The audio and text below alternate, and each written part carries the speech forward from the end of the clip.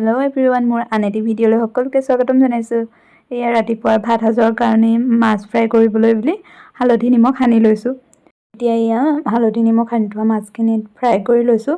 আপোনালোকৰ ফালে বাৰু বতৰটো কেনেকুৱা? ইমান যে এইকেইদিন নেৰানেপেৰাকৈ বৰষুণ দি আছে। তাৰপিছত এয়াৰ লগত আকৌ মই এখন শুকান ভাজি বনাইছোঁ, সৰু আলু আৰু ফ্ৰেঞ্চবিন দি।